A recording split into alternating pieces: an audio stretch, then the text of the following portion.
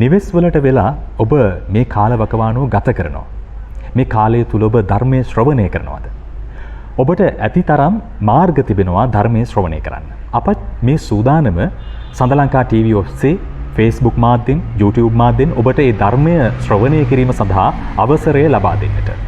අපි ඊ타ත්ම කරුණ නමස්කාර පූර්වකව උදෑසන ධර්ම දේශනාව ඉටු කිරීම සඳහා ආරාධනා කර සිටිනවා සිංහල ලංකා සදහම් සිසිල නිර්මාතෘ කාව්‍යාචාර්ය ශාස්ත්‍රපති අවසර සගම අනුමදස්සී අපේ ස්වාමීන් වහන්සේට අප වෙනුවෙන් අනුකම්පාවෙන් යුතුව ධර්ම දේශනාවේ යෙදෙන්නට.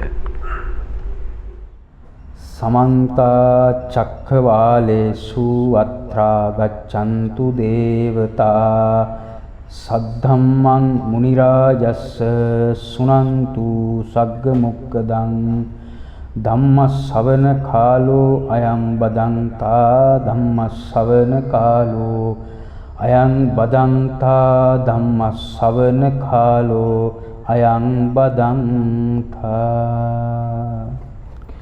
නමෝ තස්ස භගවතු අරහතු සම්මා සම්බුද්දස්ස නමෝ තස්ස භගවතු අරහතු සම්මා සම්බුද්දස්ස නමෝ තස්ස භගවතු අරහතු සම්මා සම්බුද්දස්ස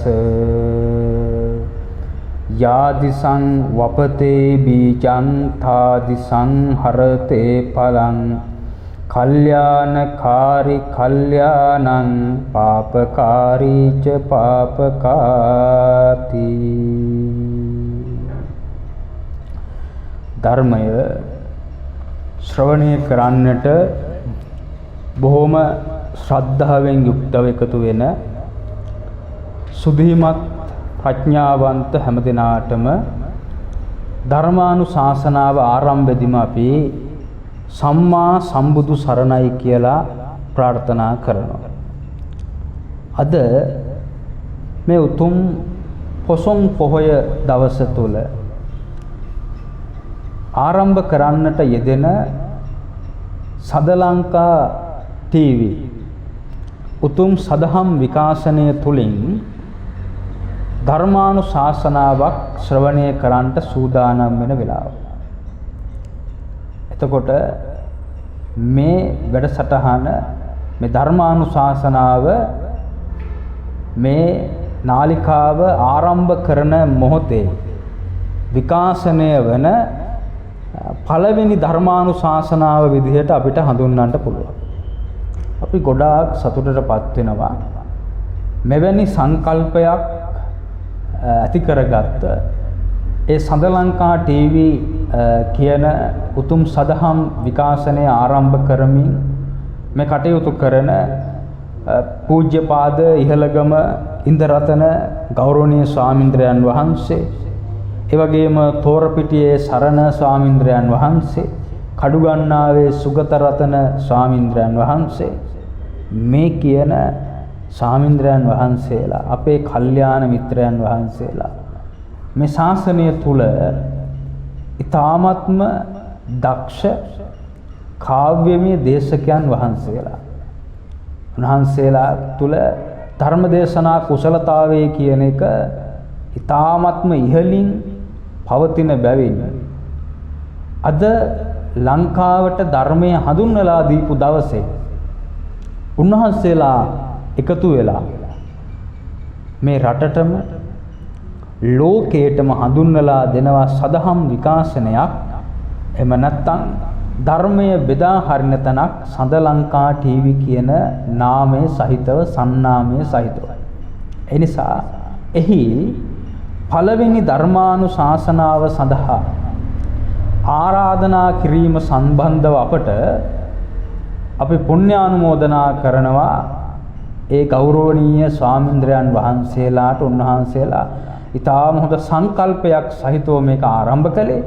ඉතින් ඒ නිසා එහි පළවෙනි ධර්මානුශාසනාව පළවෙනි දින ධර්මානුශාසනාව සිද්ධ කරන්න අපිට සිද්ධ කරපු ආරාධනාව සම්බන්ධව අපි උන්වහන්සේලාට පුණ්‍යානුමෝදනා සිද්ධ කරනවා. බොහෝම කැමැත්තෙන් මේ කටයුත්ත ඊ타ත්ම හොඳට සාර්ථක කරගන්නට, දියුණු කරගන්නට මේ මුළු ලෝකයටම ධර්මය බෙදා හරින්නට සද්ධර්මය විසුරුවා හරින්නට උන්වහන්සේලාට මේ ආරම්භ කරන්නට යෙදුණු මේ උතුම් කාර්යය තව දියුණු කරගන්නට අපේ ආශිර්වාදයක් හේතු වෙත්වා කියන ප්‍රාර්ථනාව සහිතව අපි මේ ධර්මානුශාසනාව ආරම්භ කරන්නට යෙදෙන්නේ. අද ධර්මානුශාසනාව සඳහා පින්බර දායකත්වය මේ උතුම් පොසොන් පොහොය දවසේ දක්වනු ලබන්නේ හේනේගම පදිංචි ලංකා බැංකුවේහි සේවයෙහි නියුතු විකුම් විදර්ශන මහත්මයා ඇතුළු පවුලේ සැම.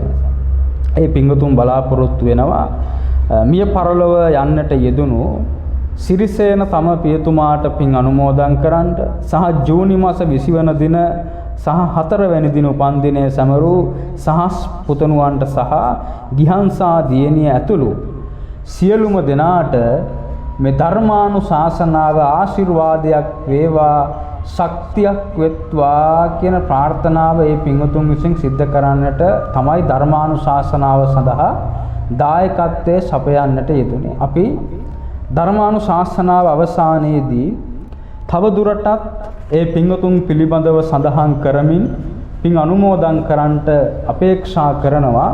දැන් සූදානම් වෙන්නේ ධර්මානුශාසනාව ශ්‍රවණය කරන්නට.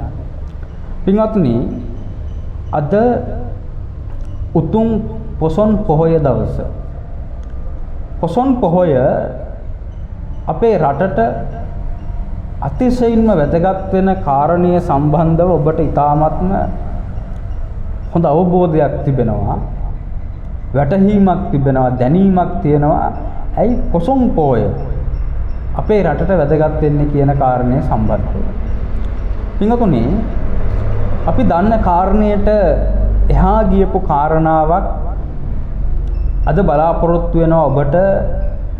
පොසොන් පොහොය සහ මිහින්තලාව වැදගත් වෙන්නේ ඇයි කියලා සාකච්ඡා කරමින්ම මේ ධර්මානුශාසනාව සිද්ධ කරන්නට.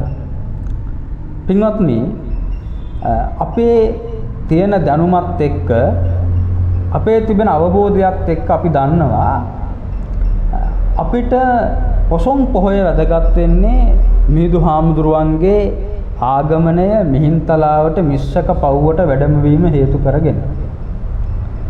ඒක තමයි අපි දන්න කියන කාරණය. උන්වහන්සේ ධර්මය රැගෙන, ධර්ම දානය රැගෙන, ධර්ම හස්න රැගෙන මේ රටට වැඩම කරන්නට යෙදුණා. ඒක සමරමින් තමයි අපි මිහින්තලා වන්දනාව එහෙම නැත්නම් මිහිඳුගිර වන්දනාව සිද්ධ කරන්නේ කියන කාරණය තමයි අපි දන්න කාරණාව. ඒක තමයි අපි කාලයක් තිස්සේ දන්න දේ. හැබැයි ඊට එහා ගියපු කාරණාවක් සම්බන්ධව කතා කළොත් පින්වතුනි, ওই මිහින්තලා පව්වට මිහිඳු හාමුදුරුවෝ පමණක්ම නෙවෙයි වැඩලා තියෙන්නේ. අපි දන්නවා මේ මහා භද්‍ර කල්පයේ බුදුරයන් වහන්සේලා 4 නමක් මේ වෙනකොට පහළ වෙලා තිබෙනවා. කකුසඳ, කොණාගමන, කාශ්‍යප, ගෞතම. එතකොට මේ කකුසඳ, කොණාගමන, කාශ්‍යප, ගෞතම කියන මේ බුදුරජාණන් වහන්සේලා අතරින් කකුසඳ බුදුරජාණන් වහන්සේගේ කාලය දිහාට බලපුවාම ඒ කාලයේ පින්වතුනි අපේ ලංකාව හඳුන්වලා තිබෙන්නේ ඕජදීප කියන නමින්. මේ ඕජදීප කියන නමින් අපේ ලංකාව හඳුන්වනකොට ඒ කාලේ ලංකාවේ රකුසන්ගෙන් ඇතිවෙච්ච බියක් නිසා රෝගයක් පැතිරිලා ගිහිල්ලා උණ රෝගයක් පැතිරිලා ගිහිල්ලා ඒ රෝගේ හඳුන්වනවා පජ්ජරක කියන රෝගය කියලා. මේක පැතිරිලා ගිහිල්ලා හැමතැනටම ලංකාවේ ව්‍යාප්ත වුණාට පස්සේ මේ ඇතිවෙච්ච රෝග බය පජ්ජරක කියන උණ තත්වය නිසා එදා අපිට මතකයි විශාලා මහනුවර ඇතිවෙච්ච තත්වය. එවැනි තත්වයකට අපේ රටපත් වෙනකොට මේක දැකපු කකුසඳ බුදුරජාණන් වහන්සේ භික්ෂූන් වහන්සේලා දහස් ගණනක් සමග ලංකාවට වැඩම කරලා ඒ රෝග තත්ත්වයේ උන්වහන්සේලාගේ අනුවස් බලයෙන් ප්‍රහාණය කරලා මේ ලංකාවේ ධර්මයේ දේශනා කරනවා. පින්වතුනි, උන්වහන්සේලා එදා වැඩම කරන ලද්දේ අද අපි වන්දනා මාන කරන මිහින්තලා පව්වට. එතකොට මිහිඳු හාමුදුරුවෝ වැඩම වීම නිසාම පමණක් නෙවෙයි මිහින්තලාව වැදගත් වෙන්නේ. කකුසඳ බුදුරජාණන් වහන්සේත් වැඩම කරලා තිබෙනවා මේ ලංකාවට. ඒ වැඩම කරද්දී උන්වහන්සේගේ පහස ලැබපු තැනක් තමයි මිහින්තලාව කියලා අපි අද දවසේ හඳුන්වන්නේ.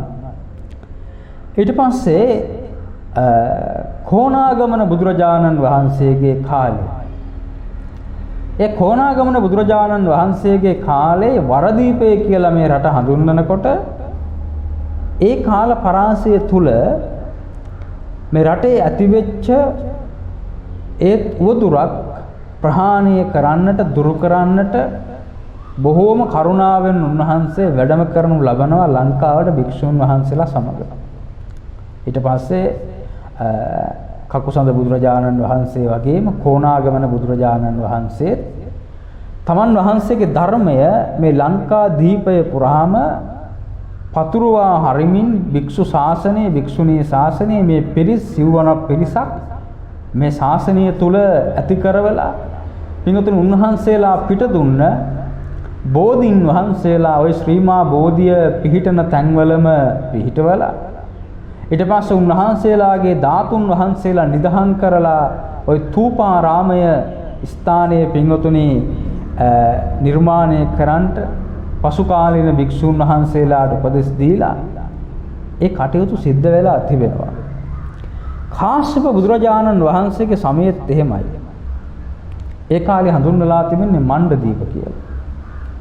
මේ මණ්ඩදීප කියන රටේ ඇතිවෙච්ච යම්කිසි තත්වයක් හේතු කරගෙන එහෙම නැත්නම් අපේ ලංකාවට තමයි මණ්ඩදීප කියලා හඳුන්වලා තිබෙන්නේ. මේ తত্ত্বය මැඩපවත්වන්නට බොහෝම කරුණාවෙන් උන්වහන්සේ වැඩම කරලා කාශ්‍යප බුදුහාමුදුරුවෝ තව භික්ෂූන් වහන්සේලාත් එක්ක මේ රටේ ඇතිවෙච්ච උද්ගත වෙච්ච තත්වයන් සමනය කරලා රෝග බිය, කරදර, යුද්ධ ආදිය සමනයටපත් කරලා ධර්මයේ දේශනා කරලා ධර්මයේ පතුරවා හැරිය බව මහා වංශය තුල හම්බ වෙනවා. එතකොට ඒ දිහා බලනකොට මේක හුදකලා වැඩපිළිවෙලක් නෙවෙයි. එහෙම නැත්නම් මේක මේ මිහිඳු හාමුදුරුවෝ පමණක් වැඩිය බිමක් නෙවෙයි. පින්වතුනි, ඔය කියපු බුදුරජාණන් වහන්සේලා 3 ලංකාවට වැඩම කරලා ඒ වැඩ ඉඳලා තිබෙන්නේ පළමුවෙන්ම මිහින්තලා පව්ව තුල කියලා මහා වංශය අපිට කියලා දෙනවා. ඊට පස්සේ අපි දන්නවා අපේ ගෞතම බුදුරජාණන් වහන්සේත් අපේ ලංකාවට වැඩම කරනු ලබනවා. 3 වතාවක්.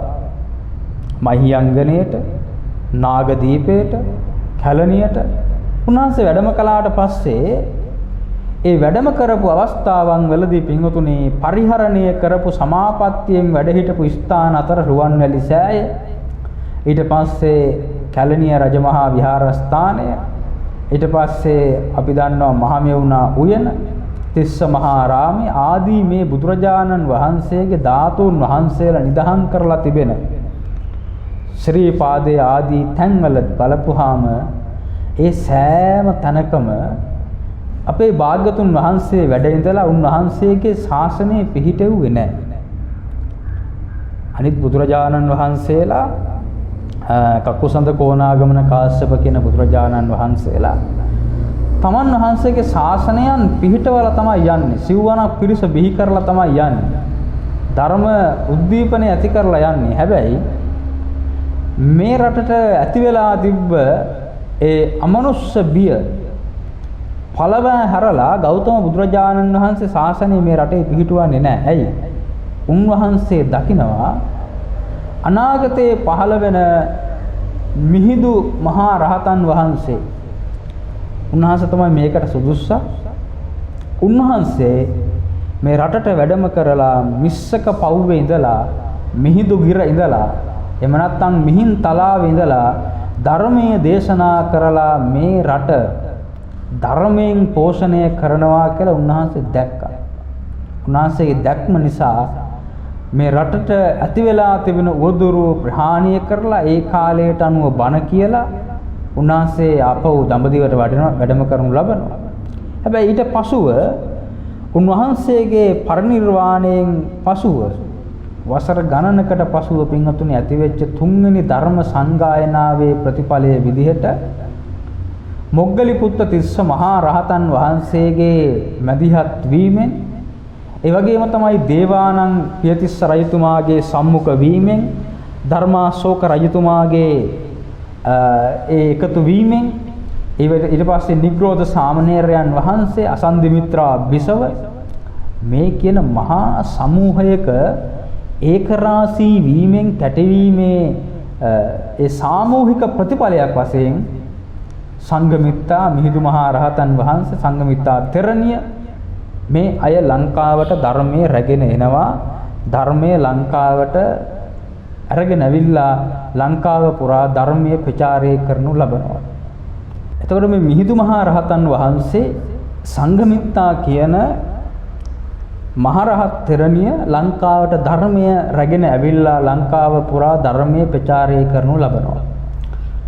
පින්වත්නි මේ සාමූහික ප්‍රයත්නය සැකසෙන්නේ එක භවයක සිදුවෙච්ච සිදුවීමක් නිසා නෙවෙයි කියලා අපිට සාක්ෂි වෙන කතාවක් මේ සාමූහික ප්‍රතිඵලයට අඩංගු වෙන කීප දෙනා අතරින් මම පෙන්වන්න කැමතියි.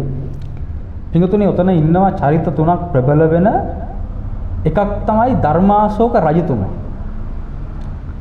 අනිත් කෙනා තමයි නිග්‍රෝධ මහා රහතන් වහන්සේ සාමණේරයන් වහන්සේ. ඊට පස්සේ දේවානම් පියතිස්ස රජතුමා. මේ තුන් දෙනා ගැන අපි බලමු. මේක මේ සාංශාරික පුරුද්දක් සාංශාරික පැතුමක්. මේ අය සසර හම්බ වෙලා මේ කරගත්ත කුසල් නිසා මේ தත්ත්වයටපත් උනේ කියන එක තේරුම් ගන්න. පින්තුනේ ඔය තුන් දෙනා සහෝදරයෝ තුන් දෙනෙක් පෙර අත්භවයක. කවුද? ධර්මාශෝක රජතුමා, ඊට පස්සේ දේවානම් පියතිස්ස රජතුමා, නිග්‍රෝධ සාමණේරයන් වහන්සේ. මේ අයියලා මල්ලිලා තුන් දෙනෙක්. මේ තුන් දෙනා මී වෙළඳාම් කරන මී වෙළඳාමින් යැපෙන තුන් දෙනෙක්. ඒතකොට වැඩිමහල් කෙනා මොකද්ද කරන්නේ? වෙළඳාම කරනවා. අනිත් දෙන්නා ගිහිල්ලා මී සපයාගෙන ඇවිල්ලා ඒ මී බෝතල් වලට වාජන වලට දාලා පිළිසකර කරලා මිනිසුන්ට විකුණනවා. එක දවසක් ගන්ධමාදන කියන පර්වතයේ වැඩ හිටපු පසේ බුදුරජාණන් වහන්සේ නමකට අසනීප තත්ත්වයක් වැළඳිලා උන්වහන්සේගේ අසනීපේ සුවපත් කරගන්න මී අවශ්‍ය කරනවා. මී ඕන කරනවා. මී ඕන කරලා අනිත් පසේ බුදුරජාණන් වහන්සේ නමකට දැනුවත් කරා, පැහැදිලි කළා මේ මී අවශ්‍යතාවයක් තියෙනවා අසනීපේ සුවපත් කරගන්න. ඒකට පිහිට වෙන්න. පින්වත්නි, ඒ පසේ බුදුරජාණන් වහන්සේ පාත්‍රයකුත් අරගෙන මී හොයාගෙන වැඩම කරනු ලබනවා නගරයට. නගරයට වැඩිහාම පෑන් අරන් යන්ට අවිල්ලා හිටපු ගැහණු දරුවෙක් දැකලා අහනවා, ස්වාමීනි පාත්‍රයකුත් අරගෙන මේ වෙලාවේ වැඩියේ දානයටද ගිලම්පසටද නැත්නම් වෙන අවශ්‍යතාවයක් තියනවද? උන්වහන්සේ දැනුම් දුන්නා පසේ බුදුරජාණන් වහන්සේ නමකට යම් අසනීප තත්ත්වයක්, රෝගී තත්ත්වයක් තියෙනවා. ඒකට මී ඕන. අර මී සල්පිලට ගියොත් ඔබ වහන්සේට ගන්න පුළුවන් කියලා අත දිගෑරලා පෙන්නනවා. අන්න අතර පැත්තට වඩින්න. ඒ පැත්තට ගියොත් ගන්න පුළුවන් කියලා මග පෙන්නනවා. මග පෙන්නලා ප්‍රාර්ථනා කළා මේ කුසලය මට සසර යහපත පිණිස හේතු වෙත්වා කියලා. බලන්න පිනක් සිද්ධ කරගන්න පුළුවන් විදිහක් යම්කිසි කෙනෙකුට දානශාලාවක් පෙන්වුවොත්, දන්සලක් පෙන්වුවොත් අත දිගෑරලා ඒ වෙලාවේ ප්‍රාර්ථනා කරගන්න පුළුවන් ඒ පින අපේ සසර යහපතට හේතු වෙත්වා කියලා. එදා මේ ප්‍රාර්ථනාව මේ වතුර අරගෙන පැනට ආපු මේ දරිවිය මේ තරුණිය ප්‍රාර්ථනා කරනවා මේ කුසලයක් වේවා කියලා. දැන් උන්වහන්සේ වැඩියා මේ සල්පිලට මේ විකුණන තැනට.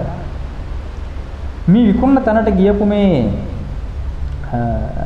පසේ බුදුහාමුදුරුවෝ උන්වහන්සේ මේ වෙළඳාම් කරන තැනට ගියාම මේ වෙළඳා උන්වහන්සේට තාම ශ්‍රද්ධාවෙන් යුක්තව පාත්‍රයේ පුරවලා පූජා කරනවා ඒ මී.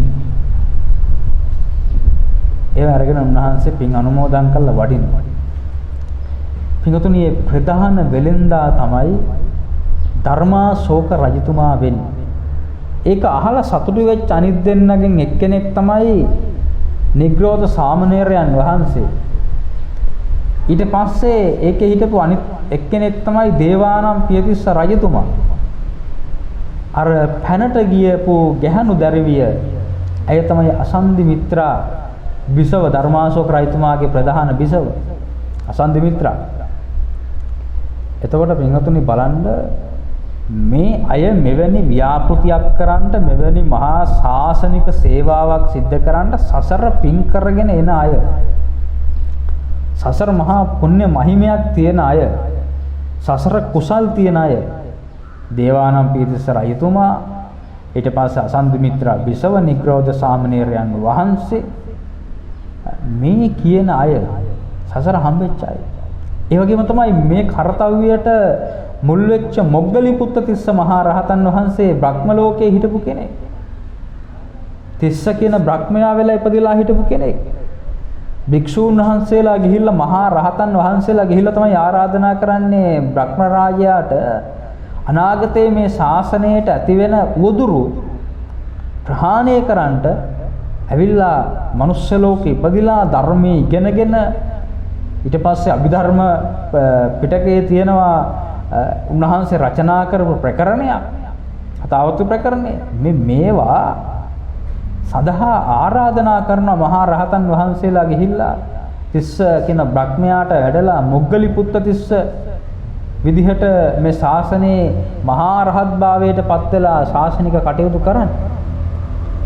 ඊට පස්සේ මිහිඳු මහා රහතන් වහන්සේ සංඝමිත්තා තෙරණින් වහන්සේ වේදිසා බිසව මේ අයගේ මව මේවා මේ සසර හමුවීම් සසර කරගත්ත කුසල් වල ප්‍රාර්ථනාවල ප්‍රතිඵල විදිහට ලැබිච්ච જાති. එනිසා එවැනි ප්‍රතිඵල සමූහයක් එකතු වෙලා අද වගේ වෙසක් අද වගේ පොසොන්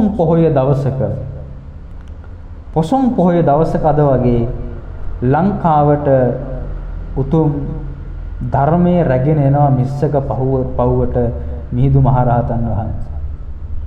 එතකොට එතන උත්තිය භද්‍රසාල සුමන සාමණේරයන් වහන්සේ බණ්ඩු උපාසක මේ කියන මහා පිරිසකගේ සාමූහික ප්‍රයත්නයක් වශයෙන් දේවානම් පියතිස්ස රජතුමාට ධර්මය අවබෝධ කරවන්නට අඹ ප්‍රශ්නය නෑ ප්‍රශ්නය අහලා සුල්ලහත්ති පදෝපම සූත්‍රයෙන් බණ කියලා මේ රටේ ධර්මයේ ප්‍රචාරය කිරීමේ අඩිතාලම ආරම්භ කරන්නට යෙදෙනවා. ඒවා අපි දන්න පුවත්, දන්න කතා, දන්න සිදුවීම්, දන්න දේවල්. එතකොට ඒ වැඩම කරපු වෙලාවේ මේ රටේ චුල්ලහත්ති පදෝපම සූත්‍රය වගේම දේශනා කරපු ප්‍රධාන දේශනාවක් අතර කතාවත්තු විමානවත්තු සහ പ്രേතවත්තු දේශනාව ප්‍රධාන වෙනවා. විමානවත්තුයි പ്രേතවත්තුයි. දැන් මේ දෙකේ තියෙන්නේ හොඳ කරපුවාම ලැබෙන ප්‍රතිඵලත් නරක කරපුවාම ලැබෙන ප්‍රතිඵලත් තමයි කතාවත් මේ විමානවත්තුවේ പ്രേතවත්තුවේ තියෙන්නේ. පින්වත්නි ඊට අදාළ වෙන ගාථාවක් තමයි මුලින් සඳහන් කළේ මේ පොසොන් දේශනාව සඳහා යාදිසං වපතේ බීජං තාදිසං හරතේ ඵලං කල්යාණකාරි කල්යාණං පාපකාරීච පාපකා මිහිඳු හාමුදුරුවෝ ලංකාවට වැඩම කරලා අද වගේ දවසක උගන්වපු දේශනාවන්ගෙන් එකක් ඒක. කර්මය සහ කර්ම ඵලය පිළිබඳව સિદ્ધාන්තය. යම් කිදියකට යාදිසං වපතේ බීජං තාදිසං හරතේ ඵලං. අපිට පින්වතුනි උඳු වැපරුවොත් නෙලන්ට වෙන්නේ උඳු, මුං වැපරුවොත් නෙලන්ට වෙන්නේ මුං. ඒ වගේම තමයි වී වැපරුවොත් අපිට වී නෙලා ගන්න පුළුවන්. පොල් ගෙඩියක් රෝපණය කළොත් පොල් ගහක් දැක ගන්න පුළුවන්, පොල් ගෙඩි කඩන්න පුළුවන්. අනුරූපීව තමයි ප්‍රතිඵලය ලැබෙන්නේ, විකෘති වෙන්නේ නැහැ. ඒක බුදුරජාණන් වහන්සේ බීජ නියාමයේ විදිහට දැකලා බීජ නියාමයේ කර්ම නියාමයත් එක්ක ගලපනවා. කොහොමද ගලපන්නේ? කල්යාණකාරී කල්යාණං පාපකාරීච පාපකා. යහපතක් සිද්ධ කරොත් ප්‍රතිඵලය යහපත්, අයහපතක් සිද්ධ කරොත් ප්‍රතිඵලය අයහපත්. මේක තමයි හේතවත්තු විමානවත්තු කියන පොත් දෙකෙන් අපිට උගන්වන ඒ කතාවල තියෙන මූලික හරය, මූලිකම දේශනාව. පින්වත්නි, මේක අපේ ජීවිතයට අද දවසේ හරියට වැදගත් වෙන කාරණාව. මොකද්ද? කර්මය සහ කර්මඵල સિદ્ધාන්තය කියන සංකල්පය. මොකද ලෝකේම මහා අභාග්‍ය සම්පන්න අතකට හැරිලා යන වසංගතයක් ලෝකයේ පුරාම පැතිරිලා යන යුගයක මොහොතක වේලාවක කර්මය සහ කර්ම ඵලය කියන එක සම්බන්ධ හඳුනා ගැනීම, අදහා ගැනීම, වටහා ගැනීම මම හිතනවා මිනිස්සුන්ට ඉතාමත්ම මේ කාලේ වැදගත් වෙයි කියලා. මොකද පිනපව පිළිබඳව බොහෝ සෙයින් කතා කරන කාලයක් බවට මේ කාල පරාසය පත් වෙලා තියෙන නිසා. පින්වතුනි, ඔබ කර්මය සහ කර්ම ඵල ගැන අනේක විද කතා අහලා ඇති. ඕනතරම් සිදුවීම්, ඕනතරම් දේවල් ඔබට අහන්න ලැබිලා ඇති. ඕනතරම් බණ කතා ඔබට කර්මය සහ කර්ම ඵලය ගැන අහන්න ලැබිලා ඇති. චොන්ද සූකරික ඌරෝ මරලා එයාට ජීවිතයේ අවසානයේදී ඌරෙක් විදිහට කෑ ගහලා මැරෙන්න වෙච්ච සිදුවීම ඔබට මතක ඇති. ඊට පස්සේ විවිධ චරිත අපි දන්නවා දේවදත්ත හාමුදුරුවෝ, අජාසත් රජතුමා, මේ අයට වෙච්ච විපත්ති ගැන ඔබට අහන්න ලැබිලා ඇති. මේ කර්මයේ පිළිබඳව තියෙන නිදර්ශන. හැබැයි බුදුරජාණන් වහන්සේ මේ කර්මය සම්බන්ධව දීපු බරපතලම ප්‍රධානතම විවරණය, විභජනය අපිට හම්බ වෙන්නේ පින්වතුනි මහා කම්ම විභංග සූත්‍රය තුල. මහා කම්ම විභංග සූත්‍රයේ පුංචි කාරණාව අද මේ පොසොන් පොයේ දවසේ ඔබට විවරණය කරනවා. මම හිතනවා මිහිඳු හාමුදුරුවෝ විමානවත්වෙන්, പ്രേතවත්වෙන් ලංකාවට උගන්වපු සාරාර්ථය අපිට කැටි කරන්න පුළුවන් මෙන්න මේ කියන දේශනාවේ මේ හරපද්ධතියට. මොකද්ද උන්වහන්සේගේ දේශනාවේ තියෙන්නේ? මේ බුදුරජාණන් වහන්සේගේ මහා කම්ම විභංග සූත්‍රය තුල මෙන්න මෙහෙම පුද්ගලයෝ 4 දෙනෙක් බුදුරජාණන් වහන්සේ අපිට යෝජනා කරනවා, පෙන්වනවා. පින්වත්නි, එක්කෙනෙක් තමයි පුද්ගලයෙක් ඉන්නවා. එයා දස කුසලයේ නිරන්තරයෙන්ම නිරත වෙන කෙනෙක්. දස කුසල් ජීවිතේ පුරාම දස කුසලයේ නිරත වෙනවා. එයාගේ සිදුවීම් ටිකෙන් එකක් එයා. බුදුහාමුදුරුවෝ ගන්නවා දස කුසලයේ නිරත වෙච්ච, දස කුසලයේ නිමග්න වෙච්ච, දස කුසලයේ යෙදිච්ච මෙයා මරණයට පත් වෙලා ගිහිල්ලා උත්පත්තිය ලබනවා කියලා කිව්වා. දස කුසලයේ නිරත වෙච්ච කෙනා සුගතිය. අපි දන්නවා ප්‍රාණඝාතයෙන් තොරවීම, ප්‍රාණඝාතයෙන් තොර වෙනවාත් සමගම මෛත්‍රී වැඩිම, සොරකමින් තොරවීමෙන් සමග මුදිතාව දියුණු කිරීම, මිත්‍යා දෘෂ්ටික නොවීම, පිසුනා වාචා, මේ කියන දස අකුසලයෙන් විරමණය වෙලා දස කුසලයේ පිහිටලා මහා පිං සිද්ධ කරගන්නවා. එයා ගිහිල්ලා උපදිනවා සුගතිය. දෙවනි කෙනා දස අකුසල් කරනවා ජීවිත කාලය පුරා. දස අකුසල් කරලා දස අකුසලයේ ප්‍රතිඵලයක් වශයෙන් ඒ කෙනා ගිහිල්ලා උත්පත්තිය ලබනවා දුගතිය. සතර අපායේ ඉපදෙන්න පුළුවන්. එතකොට මේ පළවෙනි කෙනත් දෙවෙනි කෙනත් සම්බන්ධව අපිට කිසිම ගැටලුවක් නැහැ. මොකද්ද? දස කුසල් කරපු කෙනෙක් ඉන්නවා, එයා ගිහිල්ලා සුගතිය ඉපදෙනවා. දස අකුසල් කරපු කෙනෙක් ඉන්නවා, එයා ගිහිල්ලා දුගතිය ඉපදෙනවා. අපිට මේ දෙන්න ගැන කිසි ප්‍රශ්නයක් නැහැ. අපි දන්න දේවල්. බුදුහාමුදුරුවෝ තව පුද්ගලයෝ දෙන්නෙක් ගැන දේශනා කළා. ඒ දෙන්න තමයි තව එක්කෙනෙක් ඉන්නවා දස අකුසල් සිද්ධ කරනවා, එයා ගිහිල්ලා ඉපදෙනවා සුගතිය. දස කුසල් කරපු කෙනෙක් ඉන්නවා, හේතුවක් මත එයා ගිහිල්ලා උපදිනවා දුගතිය. ඒක අපිට ප්‍රශ්නයක් නේ. මොකද දැන් අපි දන්නවා දස කුසල් කරපුවාම සුගතිය ඉපදෙනවා කියන එක අපිට ප්‍රශ්නයක් නෙවෙයි.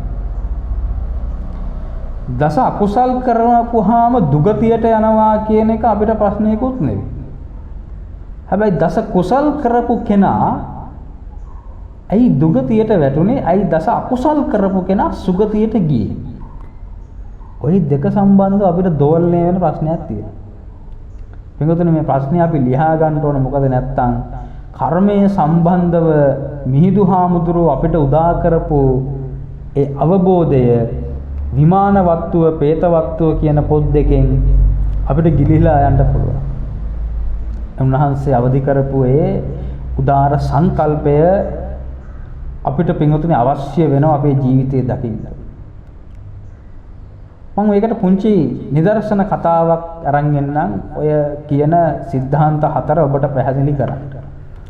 පින්වතුනි, එක්තරා බුදුරජාණන් වහන්සේ නමකගේ ශාසනය තුල ඒ ශාසනය කටයුතු කරමින් හිටියා භික්ෂුණීන් වහන්සේ නමක් පුහුදුන්. භික්ෂුණීන් වහන්සේ නමක් පුහුදුන් භික්ෂුණියක්. හැබැයි පුහුදුන් වුණාට ඒ කියන්නේ මාර්ගඵල ලැබලා නැහැ. හැබැයි ඒ නමුත් වත පිළිවෙත ඊට පස්සේ දන් සිල් භාවනා මේවා හරියටම අකුරටම සිද්ධ කරනවා. හරියටම කරනවා. දස කුසලයේ බොහොම හොඳට දිනු කරනවා. ඉතින් පුහුදුන් කෙනෙක්, කෙලෙස් සහිත කෙනෙක්. ඉතින් දවසක් දාගැබ් මළුවක එහෙම නැත්නම් චෛත්‍ය මළුවක පිරිසිදු කිරීම සිද්ධ කරමින් අතුපතු ගාමින් කටයුතු සිද්ධ කරනකොට ඉන්න වෙලාවක මේ ඉන්න මොහොතේ මේක වන්දනා මාන කරන්ට මේ චෛත්‍ය වදින්ට වැඩියා මහා රහත් තෙරණියක්. මහා රහත් තෙරණියක්. එතකොට පුහුදුන් භික්ෂුණියක් තමයි මේ කටයුතු කරන්නේ. චෛත්‍ය වදින්ට වැඩම කරන්නේ මහා රහත් තෙරණියක්. පින්වතුනි, වැඩියට පස්සේ මේ මහා රහත් තෙරණිය වන්දනාමාන කරලා ඉවර වෙලා බහුව වඩින්ට යනකොට එතුමියට කිවිසුම් ගිහිල්ලා කිවිසුම හේතු කරගෙන කිවිසුම නිසා හොටු දියර ටිකක්, හොටු දියර ස්වල්පයක් වැටෙනවා මේ දාගැබ් මළුවට. දැන් අද අපි මේ කොරෝනාස්සේ හොටු දියර නෙවෙයි කෙල චුට්ටක් කොහෙට හරි වැටුණත් තව කෙනෙක් අපි බයයිනේ. දැන් ඒතා එහෙම මොකුත් ප්‍රශ්නයක් තිබුණේ නැහැ. හැබැයි මේ හොටු දියර ටිකක් අර භික්ෂුණියට කිවිසුමක් ගිහිල්ලා මළුවට වැටෙනවා දකිද්දී අර රහත් භික්ෂුණිය අතින් මේක දැකපු පුහුදුන් භික්ෂුණිය මේක කෙරෙහි ලොකු දේශයක් ඇති කරගත්තා. පටිඝයක් ඇති කරගත්ත, ගැටීමක්. ලොකු ව්‍යාපාදයක් හිත තුල ඇති වෙනවා. පින්වතුනි මේ ශාසනයේ තියෙනවා නිවන් දකින්නට නොහැකි වෙන නිවන ආවරණය කරන කරුණු කීපයක් අන්තරායක ධර්ම කියනවා. ඒවා අපි තේරුම් ගන්න ඕනේ. අන්තරායක ධර්ම වලින් එකක් තමයි ආර්ය උපවාදය කියන්නේ. ආර්ය උපවාදයට එදා අර භික්ෂුණිය හසු වෙනවා. ඒ කියන්නේ ආර්ය උපවාදය කියන්නේ මගඵල ලබාගත්තා වූ මාර්ගඵලලාභී යත්තන්ට ගිහියෙක් හෝ වේවා පැවිද්දෙක් හෝ වේවා අවමන් කිරීම. දේශ සිතින් දූෂිත සිතින් සිතීම වචන කීම විවිධ කායිකව හිංසා කිරීම කයින් කරන හිංසා. සිතකය වචනයෙන් යම් වදුරු කිරීම. පින්වතුනි අර හොටු දියර ටික වැටෙනවා දකින්නකොට මළුවට මේ පුහුදුන් භික්ෂුණියගේ හිත කෙලෙස් බහුලයි දස කුසලයේ දිනු කරාට මොකද කෙලෙස් බහුල මේ භික්ෂුණියගේ හිතේ ලොකු තරහක් ඇති වුණා. ලොකු තරහක් ඇති වෙලා කල්පනා කළා පින්වතුනි චෛතසිකයක් ඇති කරගත්තා, චේතනාවක් ඇති කරගත්තා, සිතේ සිතුවිල්ලක් ඇති කරගත්තා, බණින්ට නමක් හදාගත්තා. මේ නගර සෝබිනියක් වගේ භික්ෂුණියක් ඇවිල්ලා මේ මළුව කැත කරනවා, කිවිසුම් හැරලා මේ හොටු දියර ටික බිමට හලලා යනවා. මම අස්පස් කරා අතු ගෑවා පිරිසුදු කළේ කියලා ලොකු දේශයක් ව්‍යාපාදයක් ඇති වුණා හිතේ. දැඩි දේශයක් ඇති වුණා. පින්තුනි වචන කියන්න ගියේ නැහැ. අර රහත් භික්ෂුණියට ගහන්න ගියේවත් බනින්න ගියේවත් මොකුත් නැහැ. හිත ඇතුලේ ඒ භික්ෂුණියට හිතින් නගර සෝබිනියක් එහෙම නැත්නම් ගණිකාවක් කියන ඒ චේතනාව සහිතව හිතින් දෝෂාරෝපණය කළා. හිතින් දොස් කිව්වා. හිතින් බැන්නා. හිතින් බැන්න අර මහා රහත් තෙරණියගේ හිතේ එහෙම මළුව දූෂණය කරන්නට මළුව විනාශ කරන්නට එහෙම චේතනාවක් නැහැ. මොකද රහත් බවට පත් වෙලා එතුමිය පිරිනිවන් පානවා. තෙරණිය පිරිනිවන් පානවා. මේ භික්ෂුණිය එතනින් පස්සේ පොහොදුන් භික්ෂුණිය සුපුරුදු පරිදි පින්දහම් කටයුතු කරගෙන ජීවිතය ගත කරනවා. උන්වහන්සේ තපවත් වෙනවා. එතුමියත් තපවත් වෙනවා. පොහොදුන් භික්ෂුණිය. දැන් පින්වත්නි එදා අර මහරහත් භික්ෂුණිය පිරිනිවන් පාන වෙලාවේ ගුණ කතන සිද්ධ කරන්නට ඇති ඒ ආදාහන පූජෝත්සවයේ නියමිත විදිහට සිද්ධ වෙන්න ඇති. ඒ වගේම තමයි පුහුදුන් භික්ෂුණිය අපවත් වෙනකොටත් ඒ ආගමික කටයුතු සිද්ධ කරන්නට ඇති. හැබැයි මේ අයගේ බාහිර ස්වරූප දිහා බලපුවහම බොහොම ගුණවත් සිල්වත් ස්වභාවයක් නෙතියි. දැන් පුහුදුන් භික්ෂුණියත් මම සඳහන් කළා දස කුසලයේ බොහොම හොඳට නිරත වෙච්ච කෙනෙක්, නිරත වෙන කෙනෙක් කියන එක. යෙදිච්ච කෙනෙක් කියන එක. දස කුසලයේ තුල නිරන්තරයෙන්ම බොහොම හොඳට නිමග්න වෙච්ච කෙනෙක් කියලා මම සඳහන් කළා. පින්වත්නි මේ භික්ෂුණිය පොහොදුන් භික්ෂුණිය අපවත් වෙලා එයා ගිහිල්ලා උත්පත්තිය ලබන්නේ අච්චර හොඳට දස කුසලයේ දිනු කළත් දුගතිය නිරේට වැටෙනවා. ඒකට හේතුව අර සියලුම කුසලයන් දස කුසලයන් මැඩ පවත්වාගෙන උඩට නැගී හිටපු අකුසලයක් කරගත්තා. ඒක තමයි ආර්ය උපවාදය. ඒක කරේ හිතින් වචන කියන්න ගියේ නෑ. බැන්නේ නෑ. දෝෂාරෝපණය කරේ නෑ. හිතින් තමයි මේ දේ සිද්ධ කරගත්තේ. අතින් පයින් ගහන්න ගියේ නෑ. සිතින් දිනු කරපු අකුසලයක්. මේකේ ප්‍රතිඵලයක් වශයෙන් මොකද සිද්ධ වුනේ? දුගතියට වැටෙනවා. පින්වතුනි අන්න බලන්න අපිට එක ප්‍රශ්නයක් විසඳෙන්න පුළුවන්. මොකද්ද? දස කුසල් කරපු අයත් දුගතියට වැටෙන්න පුළුවන්ද බැරිද? වැටෙන්න පුළුවන්. තව නිදර්ශනයක්. බුදුරජාණන් වහන්සේගේ කාලේ හිටියා තිස්ස කියලා භික්ෂුන් වහන්සේ නම. මේ තිස්ස කියන භික්ෂුන් වහන්සේ තමන්ගේ නැගණියගෙන් ලැබිච්ච බොහෝම ලස්සන සිවුරක්. හරි ලස්සන සිවුරක්. ඒ සිවුර තමන්ට ලැබුණාම හරි සතුටටපත් වුණා. හැබැයි මේ හාමුදුරුවෝ එකදු ශික්ෂාපදයක්වත් කඩ කරලා නැහැ කියලා තමයි බණ පොත කියන්නේ. උන්වහන්සේ අතින් එහෙම වෙලා නැහැ කියලා. මේ වෙලාවේ මේ සිවුර ලැබුණාම ශික්ෂාපද සම්පූර්ණ වුණත් කෙලෙසුන් තවමත් තිබෙන නිසා සිත්වල දැඩි ලෝභයක් ආසාවක් ඇති වුණා. කැමැත්තක් ඇති වුණා. එහින්ද මේක හොඳට නමලා මේ සිවුර හොඳට පොරවලා බලලා හඳේ පැත්තක තියාගෙන දාරය සතපුණා. සිවුරට ආසාව වුණා. මේ හාමුදුරුවෝ සතපුණාට පස්සේ නින්දම එදා අපවත් වෙනවා. අපවත් වෙලා අර කෙලෙස් සිතවිල්ලක් බලවත් වෙච්ච හින්දා ඒ හාමුදුරුවෝ මේ සිවුරේ කාවෙක් කළා. එහෙම නැත්නම් අර රෙදි කන පුංචි සතෙක් කළා. සිවුර ඉපදිලා දවස් 7ක් විතර කල්ගව ගෙව්ව බව දුගතියකට වැටිච්ච බව මේ කෙලෙස් සිතක් හින්දා ධර්මයේ තුල කියලා දෙනවා. එතකොට දස කුසල් දියුණු කරපු අය පින්වතුනි බැරිද දුගතියට වැටෙන්න? දුගතියට වැටෙනවා. අපිට අර භික්ෂුණියගේ කතාවත් මේ භික්ෂුන් වහන්සේගේ කතාවත් ඒකට හොඳම සාක්ෂිය. ඊට පස්සේ අපි අර භික්ෂුණීන් වහන්සේගේ කතාවට යමු. ඒ භික්ෂුණිය දුගතියට වැටිලා බොහෝ කාලයක් දුක් විඳලා නැවතත් උත්පත්තිය ලබනවා මනුෂ්‍ය ලෝකේ. මනුෂ්‍ය ලෝකෙ ඉපදෙන.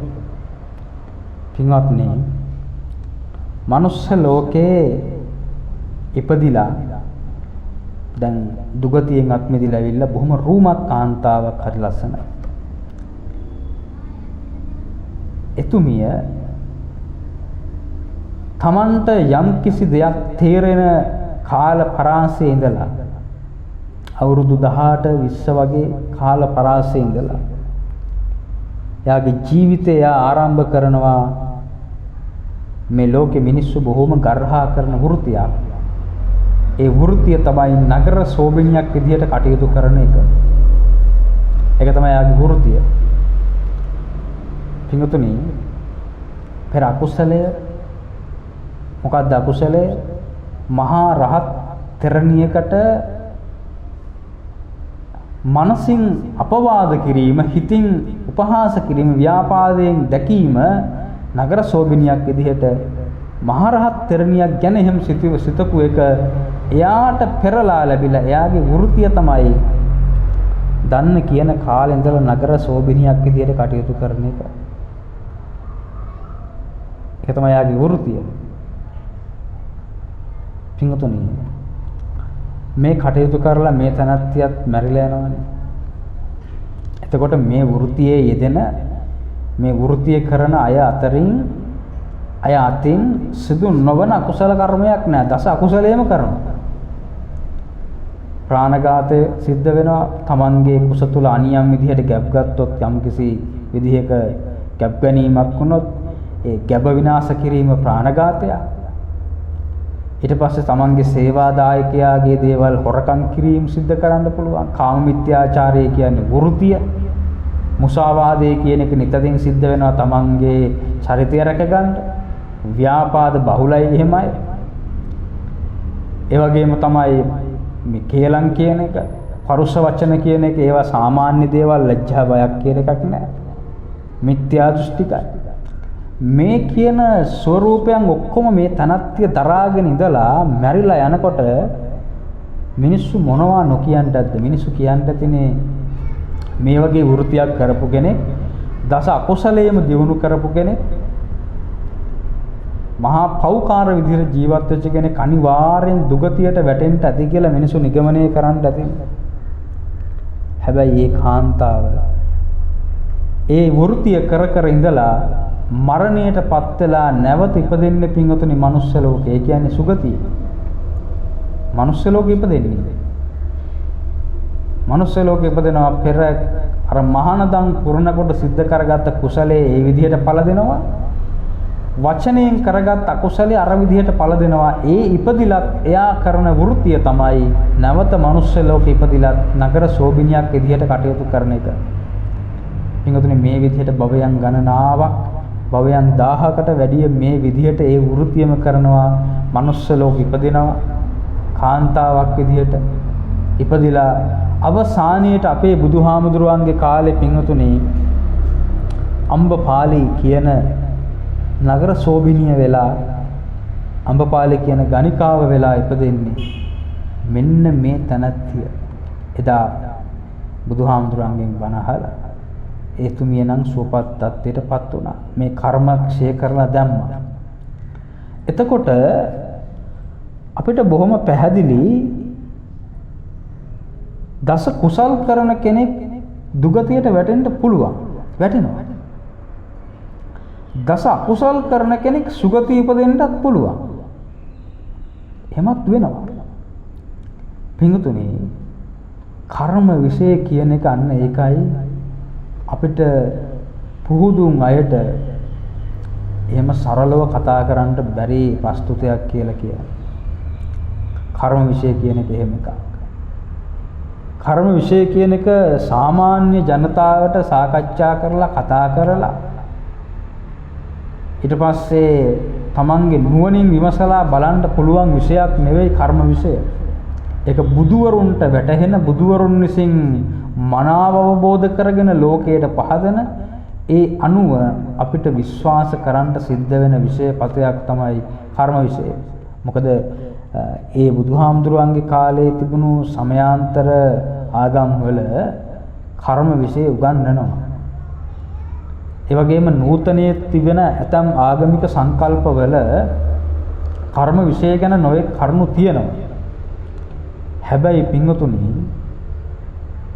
බුදුහාමුදුරුවෝ තරම් මේ තරම් පැහැදිලි දේශනාවක් අපිට කිසිම තැනකදී හම්බෙන්නේ නැහැ. බොහෝ දෙනෙක් කියන්නේ අනිවාර්යෙන් නිරයට යන විදිහකුත් අනිවාර්යෙන්ම දිව්‍ය ලෝක යන විදිහකුත් එහෙම කතාවක් නේ කියන්නේ. එහෙම අනිවාර්ය කතාවක් නෑ. මේක රවුමක්. දස කුසල් කරලා දිව්‍ය ලෝක ඉපදෙන්න පුළුවන්. දස අකුසල් කරලා දුගතියට වැටෙන්න පුළුවන්. දස කුසල් කරපු කෙනාටත් දුගතියට වැටෙන්න ඉඩ කඩ තියෙනවා. දස අකුසල් කරපු කෙනාටත් සුගතියට යන්න ඉඩ කඩ තියෙනවා. මේක ඒ වගේ රවුමක්. ඒ නිසා මෙන්න මේ යථාර්ථයේ පදාර්ථය තමයි මිහිඳු මහා රහතන් වහන්සේ ලංකාවට වැඩම කරලා දේශනා කරපු විමානවත්තුව, പ്രേතවත්තුව කියන කතා පුවත් දේශනාවන් වල මේ ප්‍රකරණ වල මේ පොත්පත් වල ඒ දේශනාවන් වල අන්තර්ගතයේ සංක්ෂිප්ත අදහස.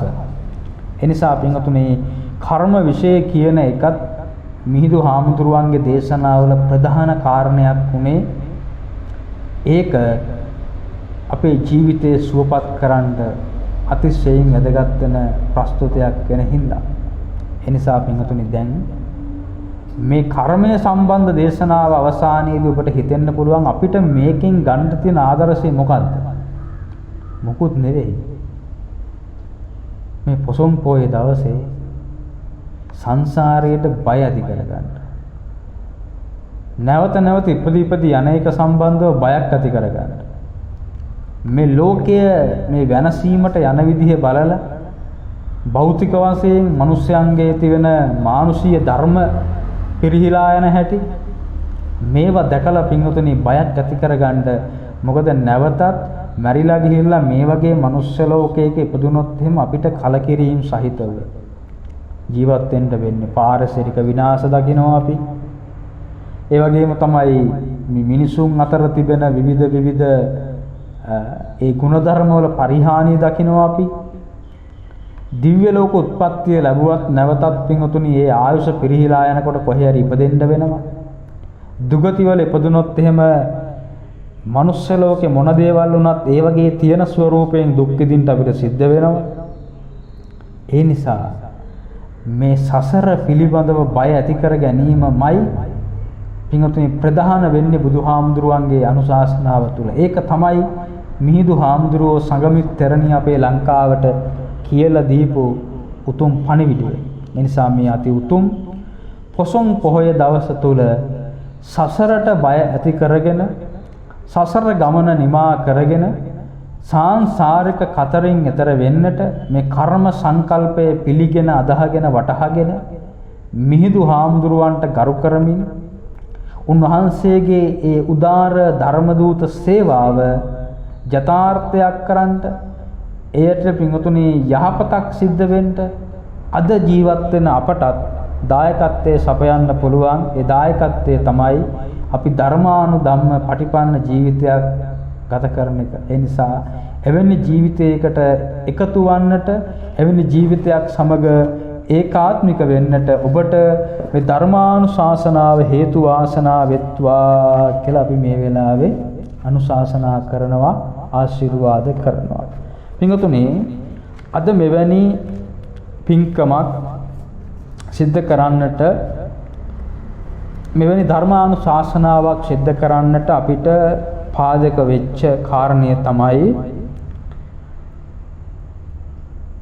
විචිත්‍ර කාව්‍යමය ධර්මදේශක කාව්‍ය විශාරද ශාස්ත්‍රවේදී ඉහළගම ඉන්දරතන හාමුදුරුවන්ගේ එවැගේම කාව්‍ය විශාරද තෝරපිටියේ සරණ හාමුදුරුවන් වහන්සේගේ කාව්‍ය විශාරද කඩුගන්නාවේ සුගත රතන හාමුදුරුවන් වහන්සේගේ උදාර සංකල්පයකට අනුව ආරම්භ කරන්නට යෙදෙන සඳලංකා ටීවී මේ උදාරතර දහම් විකාශනය, සදහම් විකාශනය, ධර්ම දානය උදෙසා දායකත්වයක් සැපයීම වශයෙන් එනිසා ලොකු පණිවිඩයක්, ඒ වගේම ඊටාම උතුම් පොහොය දවසක මේක ආරම්භ කරන්නේ ලංකාවේ ධර්මය ප්‍රචාරය කරන්නට ආරම්භ කරපු දවස මිහිඳු හාමුදුරුවෝ. ලංකාවට ධර්ම දානය ලැබෙච්ච දවස, ලංකාවට ධර්මය හම්බ වෙච්ච දවස. ඒ වගේම ඔබටත් එවැනි උතුම් දවසක සිහිවටනයක් වශයෙන්, ත්‍යාගයක් වශයෙන් මේ ධර්මය ඔබ අතරට සමීප කරන්නට මේ විදිහට මාධ්‍ය කාර්යයක් ඉෂ්ට සිද්ධ කරන්නට සඳලංකා ටීවී නමින් උතුම් සන්නාමයක් සහිතව අපේ ඉන්දරතන හාමුදුරුවෝ, තෝරපිටිය හාමුදුරුවෝ, කඩුගන්නාවේ සුගත රතන හාමුදුරුවෝ කල්පනා කරලා ඒ කටයුතු ආරම්භ කරන්නට යෙදিলা තියෙනවා. ඒ නිසා ඔබටත් මේ උදාර පින්කමට දායකත්වයේ සපයන්නට, ඒ වගේම ආශිර්වාද කරන්නට, ආධාර උපකාර කරන්නට අවකාශය සැලසෙනවා. මොකද මේ ශාසනයේ තියෙන උතුම්ම දානය තමයි ධර්ම දානය. ඒ නිසා මේ තරුණ හාමුදුරුවන් වහන්සේලා බොහෝම කරුණාවෙන්, ශ්‍රද්ධාවෙන් තමයි මේ කාර්යයන් සිද්ධ කරනු ලබන්නේ. ඒ නිසා ඒ සඳහා ඔබට එකතු වෙන්නට ආරාධනා කරන්නාseම උන්වහන්සේලාගේ මේ උදාර සංකල්පය මුදුන්පත් කරගන්නට, කෝට ප්‍රාප්තියට අරගෙන යන්නට අපි මේ වෙලාවේ මේ සිද්ධ කරගත් ධර්ම දානමය පින්කමේ ආශිර්වාදයක් හේතු වාසනා වෙත්වා කියලා අපි මේ වෙලාවේ උන්වහන්සේලාට ආශිර්වාද කරමින් අද සඳලංකා ටීවී සදහම් විකාශය සඳහා, ධර්මානුශාසනාව සඳහා දායකත්වයේ සපයපු පින්වතුන් පිළිබඳව සඳහන් කරමින් ඒ අයට පින් අනුමෝදන් කරන්නට බලාපොරොත්තු වෙන වෙලාව අද ධර්මානුශාසනාවට දායකත්වයේ සපයන්නේ හේනියගම පදිංචි ලංකා බැංකුවේහි සේවයේ නියුතු විකුම් විදර්ශන මහත්මයා ඇතුළු පවුලේ හැමදෙනා විසින් එයාගේ අපේක්ෂාවන් තමයි මිය පරලොව යන්නට යෙදුණු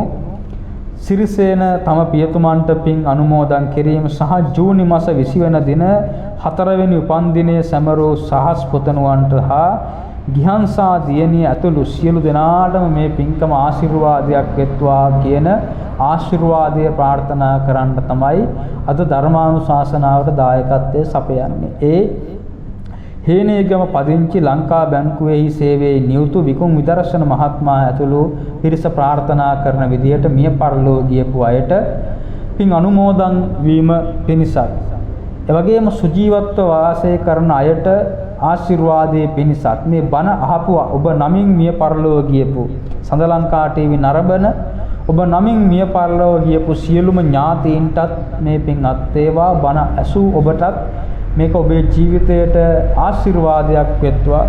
දායකත්වයේ සැපයූ, බණ ඇසූ, ඒ වගේම ධර්ම දේශනාවට නම් නොඑක ආකාරයෙන් ඒ උපකාර කරපු හැම දිනාටම මේ පින්කම ජීවිතයට ආලෝකයක් වෙලා උතුම් නිවනින් සැනසෙන්නට මේ පින්කම හේතු වාසනාවක්ම වෙත්වා කියලා ප්‍රාර්ථනා කරමු.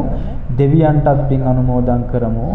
ආකාශට්ඨා ච බුම්මට්ඨා දේවා නාග මහිද්దికා පුඤ්ඤන්තං අනුමෝදිත්වා චිරං රක්칸තු ශාසනං චිරං රක්칸තු දේශනං චිරං රක්칸තු මං පරන්ති.